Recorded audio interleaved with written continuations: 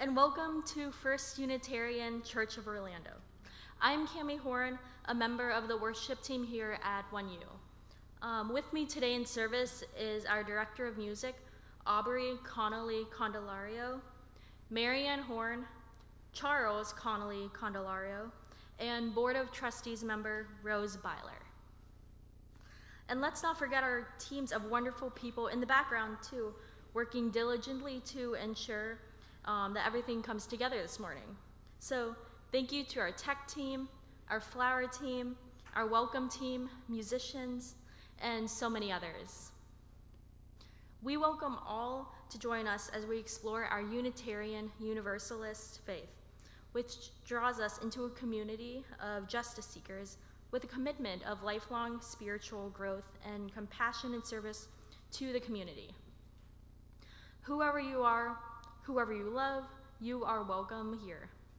You're welcome here regardless of your color, national origin, gender, sexual orientation, age, physical or mental abilities, economic status, or religious background. We welcome you. For more information about our congregation and announcements, please go to orlandouu.org or email welcometeam@orlandouu.org. So today we have one special announcement, and that is we have our Share the Plate partners for 2023. So as you can see behind me, this year we're sharing the plate with some incredible organizations on the first Sunday of this month. So of course you're encouraged to donate throughout the month, so please donate generously. And then all other announcements are on our slides before and after the service, and we also have links in our weekly update too, or on our website. And it's also posted in the order of service, which can be accessed via the QR code, which is behind me. So thanks again for being here in person and online today, and Happy New Year.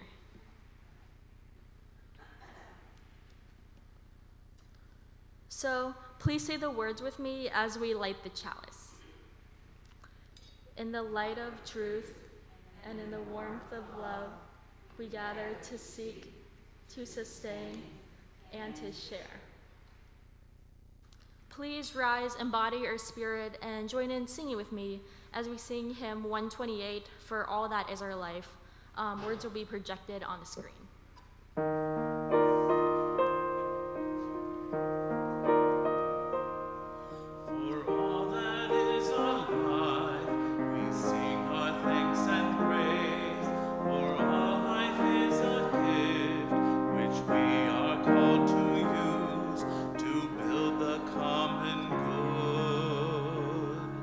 And make our own days glad. For needs which others serve, for services we give, for work and its rewards, for hours of rest and love, we come with praise and thanks for all that is our life.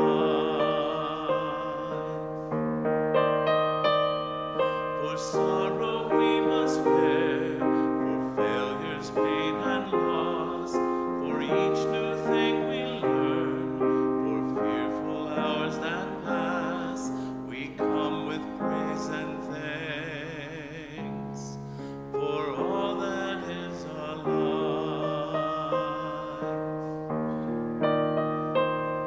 For all that is our life, we sing our thanks and praise.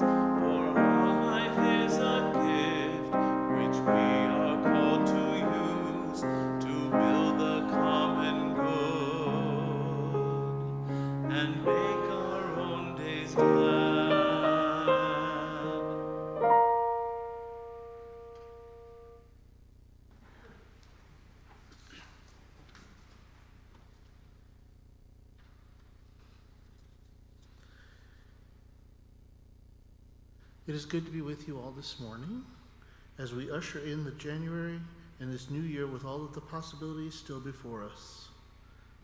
This month, we will explore the theme of centering. As we start 2023 with new hopes, plans, and resolutions, we may also center in on our core beliefs, our identity, and our idea of who we are as people and as individuals. Today's topic is centering on music and identity. How does music inform who we are, who we want to be, and how we want others to perceive us? How does music name us? Let's begin with a portion of lyrics from the song I Sing the Body Electric by Dean Pitchford and Michael Gore from the movie Fame. The poem was inspired by Walt Whitman's poem of the same name. I sing the body electric, I celebrate the me yet to come. I toast to my own reunion when I become one with the sun. And I'll look back on Venus, I'll look back on Mars, and I'll burn with the fire of 10 million stars. And in time, we will all be stars. I sing the body electric, I glory in the glow of rebirth, creating my own tomorrow when I shall embody the earth. And I'll serenade Venus, I'll serenade Mars, and I'll burn with the fire of 10 million stars. And in time, we will all be stars. Please feel free now to take a minute to get up and say hello to friends and strangers alike. Aubrey will call us back to our seats with the playing of bells.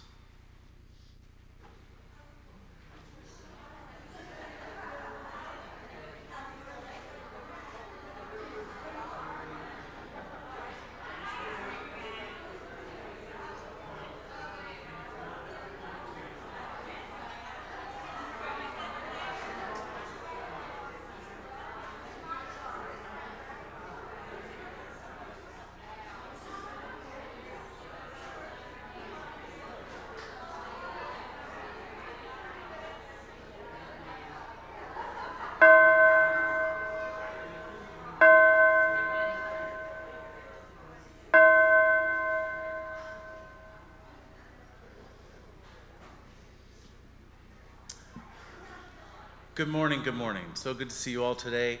I maybe need to make a correction. I think this service was billed as a music service.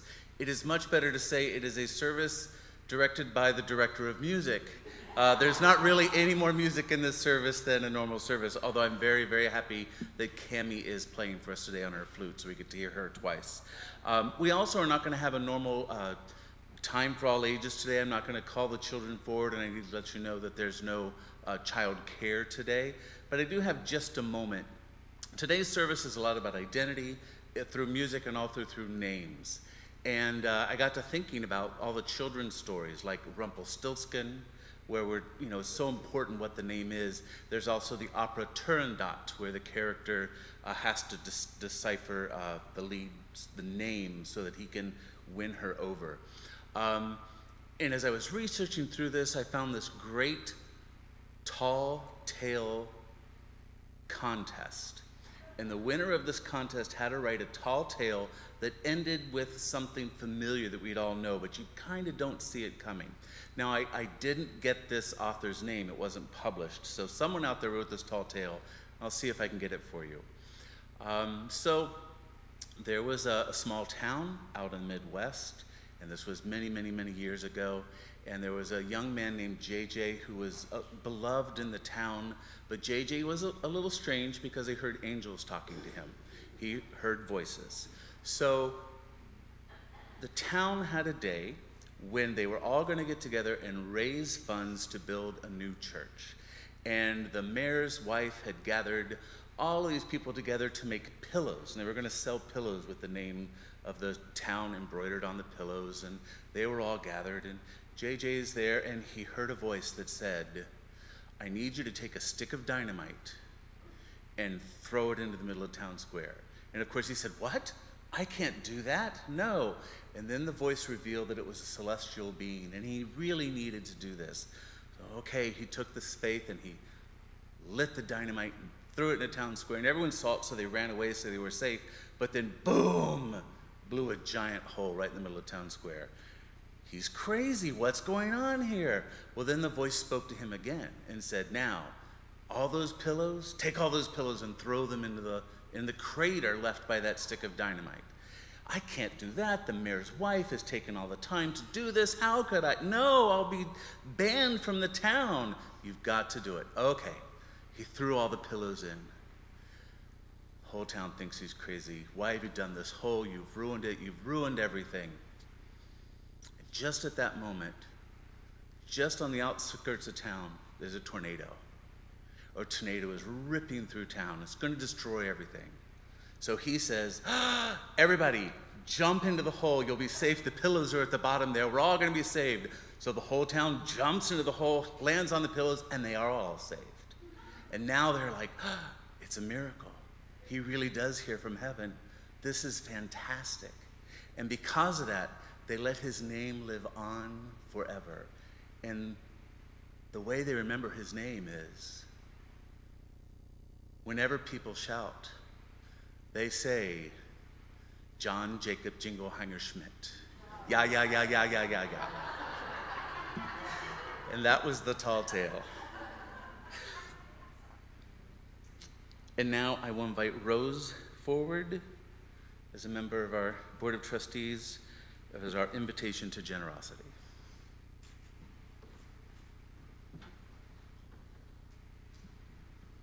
Good morning. I'm Rose Byler, as Aubrey said, a member of our Board of Trustees here at 1U.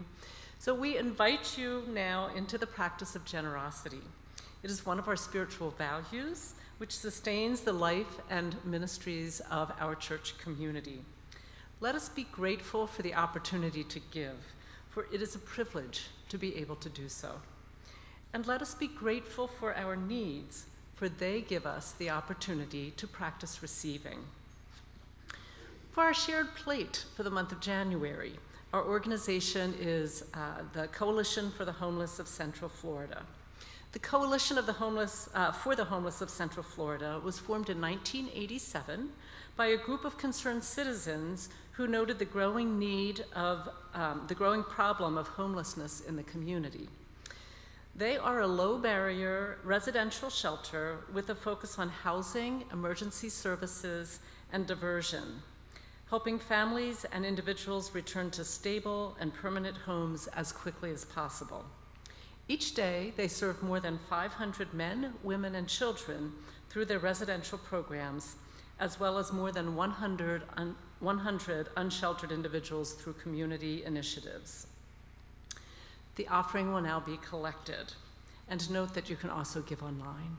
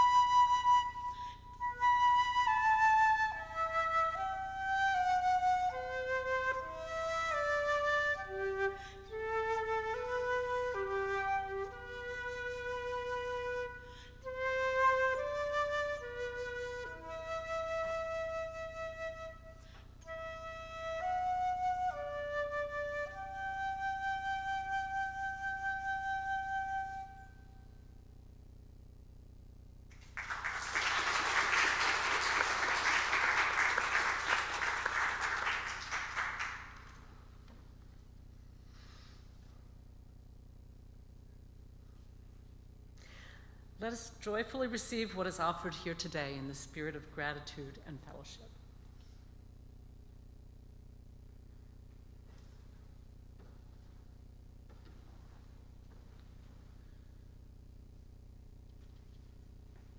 This is the time we set aside for deep sharing of our hearts and for prayer and meditation.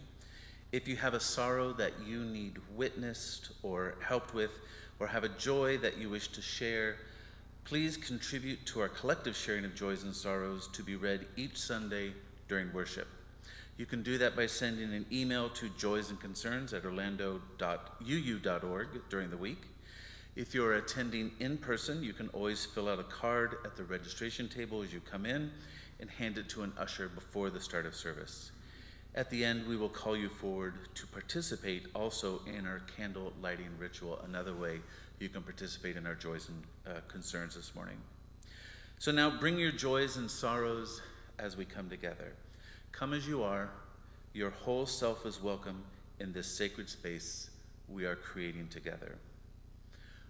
Some joys and concerns from the church. Holiday season poinsettias were placed in our sanctuary and on our campus by Jean Siegfried and Linda Pianeteri of the flower team. So thank you, those were beautiful. Another joy, Anita Thompson will be celebrating her 86th birthday tomorrow on January 2nd. She also shares that the stress fracture in my right heel is healed now, and I'm looking forward to a great 2023.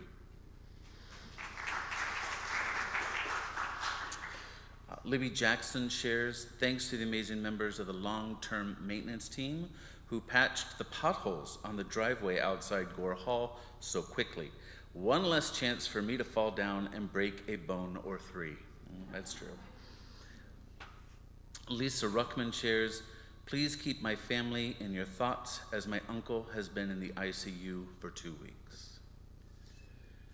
And from this morning, Dale Steakley regretfully says goodbye as she is moving to Pinellas County shortly.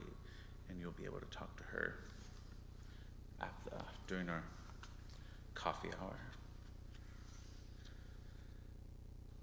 From the larger community, we hold the fears and sorrows of all those affected by last week's brutal cold and snow, those affected by war, those who are political targets, and others who would face adversity in other ways. And for all the joys and sorrows of this community, shared here and for those close to our hearts, let's pray, let's celebrate, and let's send each other healing energy. I invite us into a moment of meditative silence and prayer to center our hearts and our minds.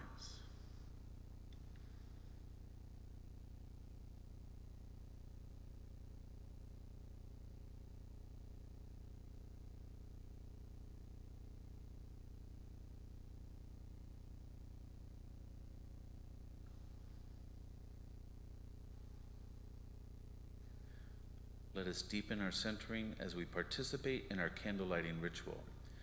You are invited to come up and light a candle of remembrance, loving kindness, or hope as we hum, sing, sway, or rock along to the hymn, Comfort Me. Please participate in whichever way allows you space to reflect deeply. After the candle lighting, we will all sing together one verse of Comfort Me.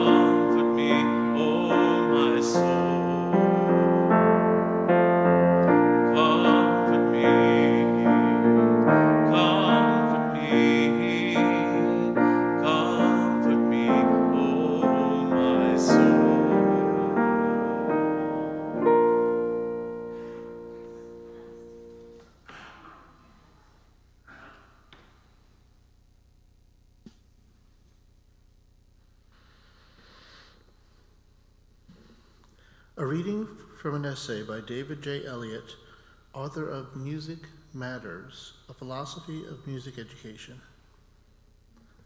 This marks my 3rd year as a New Yorker, my 32nd year as a professor of music education, my 56th year as a white male Canadian of Irish heritage, and my 50th year as a performer, composer, arranger, and golfer. Philosophers often discuss identity in terms of the conditions of change under which something can be said to remain the same. Psychologists use identity in reference to a person's sense of self. Self-growth, self-identity, and enjoyment emerge from students learning to make and listen to music in the context of others, that is, teachers, peers, heroes, legends, lore, and valued works. My philosophy of music education conceptualizes identity in terms of the connections between the student's personal, psychological, social, cultural, and bodily self, all of which develop in the context of the educational community or belongingness.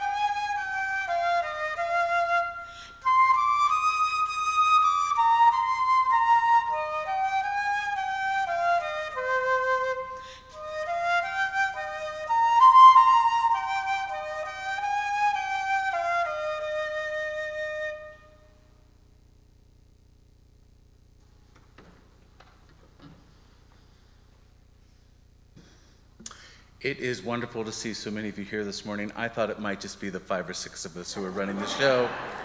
So whether you are here with or without hangover, it is lovely to see you. I had my 1 glass of champagne and was in bed by 12:01. So our name is central to our identity. Maybe you have an interesting story about your name. Do you know where your name comes from, what it means? Did you get to choose your name? My full name is John Aubrey Connelly-Candelario. It's a complicated name and it kind of has a complicated story. Most of you just know me as Aubrey, and it's Gaelic for a name that means leader of the elves. Go figure.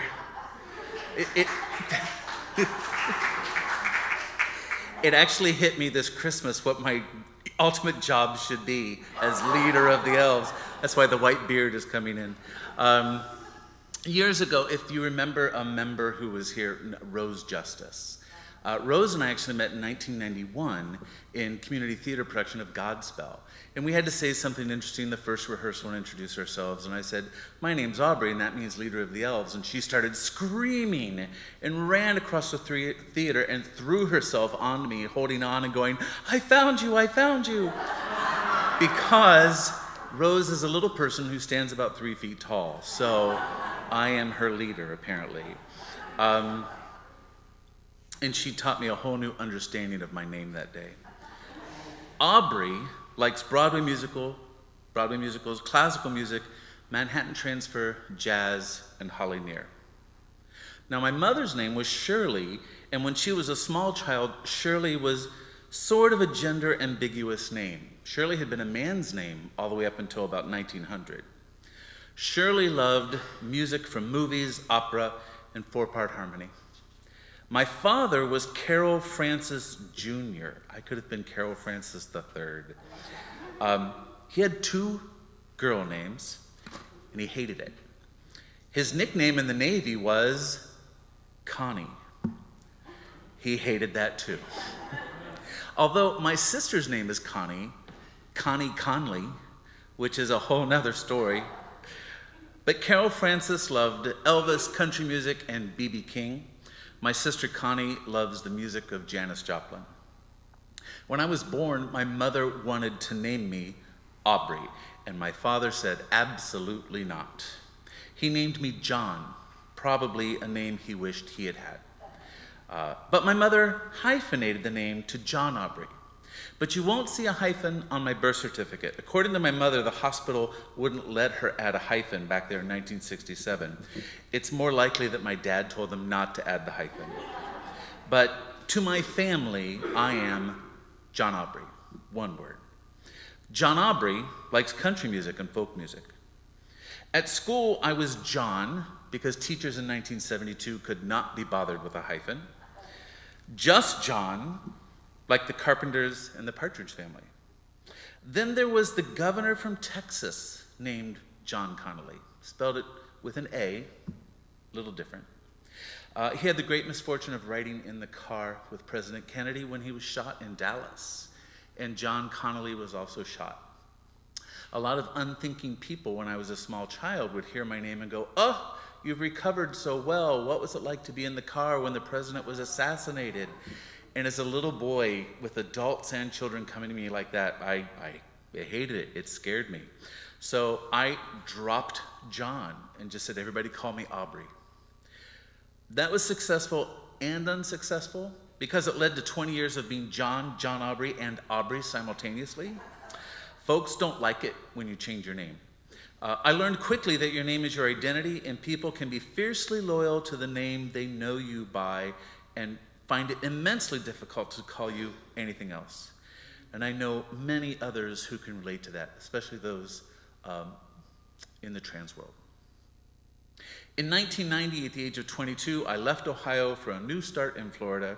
Since it was a fresh start, I completely dropped John and only introduced myself as Aubrey, and I have now happily been Aubrey for 33 years. It's still an unusual name, but it's my name, and it's relatively simple. Although someone once called the school, and the receptionist said, "How can I help you?" They said, "Can I speak to the music director?" And she said, "Oh, you mean Aubrey?" And the person on the other line said, "Rubbery?" And so my nickname at school became Rubbery, or Rub. So, yeah. Aubrey, too, earned a degree in music education and really likes all styles of music. And then Aubrey met someone, Charles Candelario. Charles likes Broadway music and pop music after 1984.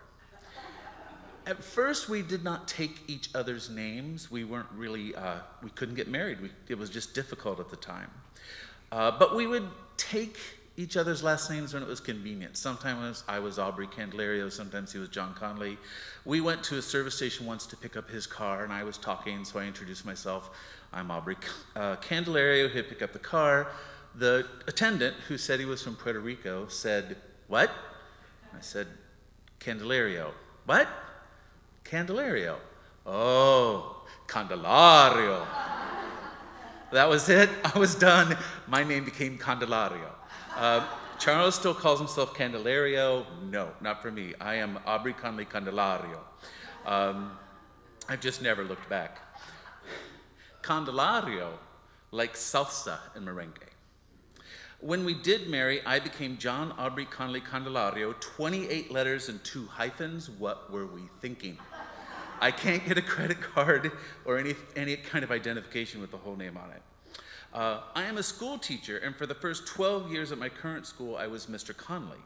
Mr. Connolly liked show tunes and classical choral works. Then it became Mr. Connelly-Candelario. He liked Gregorian chant and Beethoven symphonies.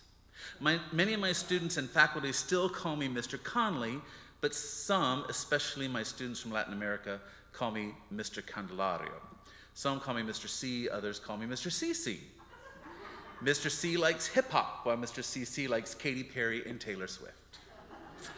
A few weeks ago, a telemarketer called and asked to speak with John Candelario. Yes, please. That was it, John Candelario. Who is this obviously suave, debonair, tall, handsome, mysterious, secret agent, Wall Street billionaire philanthropist named John Candelario, and how do I get to be him? Why didn't I choose that name? So John Candelario likes amazing indie music that is dark, sexy, and impossible to find on a normal streaming service. It's just too cool for the average. What does your name say to the world? For each of my many name iterations, with tongue-in-cheek, I labeled the music styles that side of my identity might like. Yet, I think it is likely that your music choices define you more than your name. Most of us don't choose our names, but we do choose our music. And that choice says something about who we are. What music do you like? Do you think about your taste in music? Do you think it says something about your identity? Something about who you are in the world? Writer Chantel Ford says that for most of us, there's a point in our youth where we stop wanting to emulate our parents and to start to form our own cultural identity. And music is usually a part of that transition. This is often our first little act of rebellion against our parents, and our parents often hate what we listen to. But finding ourselves along with our generation is an important part of our identity. While our musical tastes may start to sync up with our parents a little later in life, this generational struggle is an essential part of growing up, and we can't wait until we are inevitably shaking our heads over the strange things our kids listen to 20 years from now. Ms. Ford goes on to say that for the current teen and 20-something generation, music has become our favorite pastime, distraction, hobby, and art form. It is so necessary for shaping our cultural identity, and we wouldn't have it any other way. I think that might be true for all generations. She was just speaking for her own. Journalist Izzy Seaman writes, past memories help us build our self-identity, or our concept of self. Every day, music revives memories within us that remind us of who we are and who we want to be. I think we can see proof of that in our UU hymnal. How the hymn selection committee in 1994 chose our hymns has really shaped the modern UU identity. For instance, on Christmas Eve, when visitors come and sing with us Joy to the World, the Word has come, instead of our traditional lyrics. They realize right away they're not in Kansas anymore. Likewise, Spirit of Life is a uniquely UU hymn that illuminates our tradition of compassion and justice. Ms. Seaman continues, music acts as an active ingredient for the care of self. Thus, one is able to hold a coherent image of themselves and understand who they are. Music plays an important role in this process as it serves as a way of memorizing and constructing our own identity. Can you think of a time when you used music to construct an identity? For me, it was transitioning from high school to college. That summer, I sharpened my mohawk. I would still have a mohawk if not for the male pattern baldness thing going on.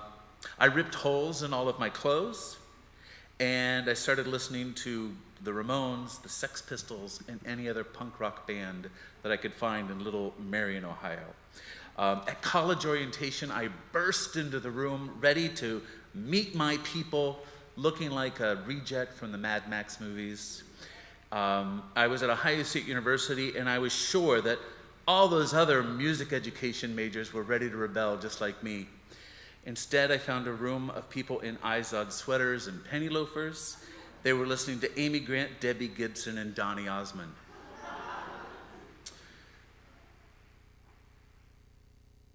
An advertising specialist says, think back to high school for a moment to understand just how central music is to your identity. Did you sing along with your favorite artists? Did you model your personal style on the way that artist dressed? Did the opinions of your favorite artist shape your social and political views? In a frightening turn, Ms. Waldrop goes on to cite how a young person's yearning for identity can be molded through pop music and then capitalized for profit in all kinds of markets. My father wore a leather jacket, greased his hair, and listened to Elvis, in part to construct an identity that was in direct opposition to his given name, which he thought was too feminine.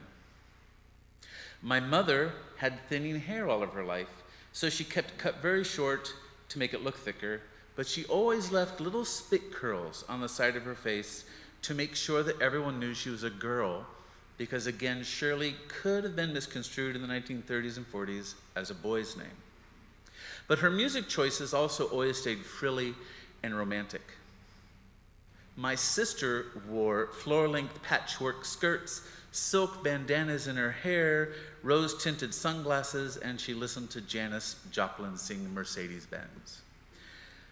I was an admittedly small-town nerd who desperately wanted to be a rebel, and I made myself over as a punk and forced myself to listen to music that I really didn't like. My mom and dad are gone now, but their music choices never changed. My sister is still a hippie, social worker, pagan fortune teller, who still sings Janis Joplin. But I gave up punk rock years and years ago, probably because punk rock was never really me. It was just what I thought I had to be in 1985. I felt I couldn't safely reveal my true queer identity at that time. But now in 2023, my name, my look, my attitude, and my music all match up most of the time. I'm more secure in my identity now than I have ever been before in my life. And my music choices and my identity align because they are both eclectic. Please rise and body your spirit and join us in singing our hymn 1003, Where Do We Come From? The words will be projected on the screen. We're going to try this a cappella, and we will try it in a round. So here is group 1, here is group 2, and here is group 3. Everyone cross your fingers, a little bit of luck.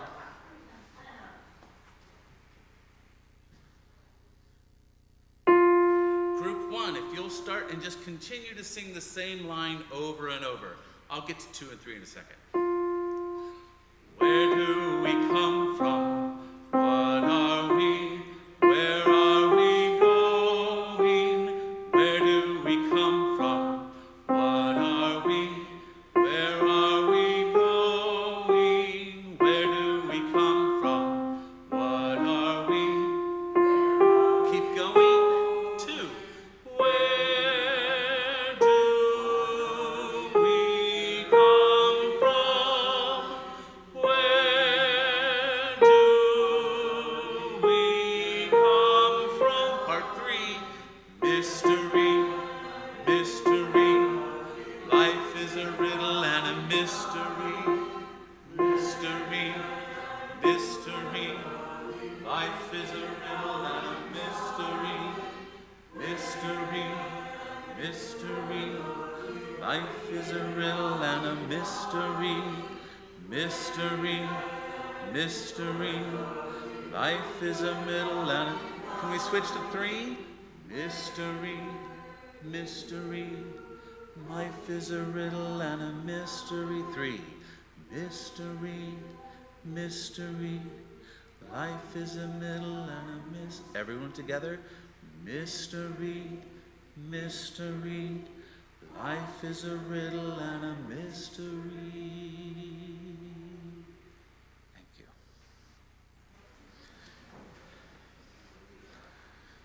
In place of a normal benediction, I do want to take a moment selfishly and remind you all that January 14th, we will have our 3rd 1U Milk District Concert Salon of the year. This one is called 100 Years of Broadway, and I am proud to brag that it will be my students performing.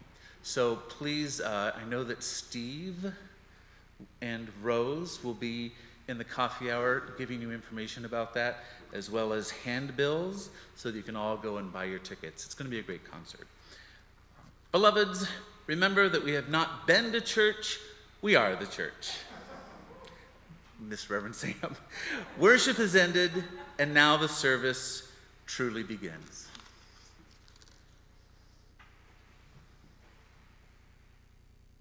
So please say with me these words as we extinguish the chalice. We extinguish this flame, but not the light of truth, the warmth of community, or the fire of commitment. These we carry in our hearts until we are together again.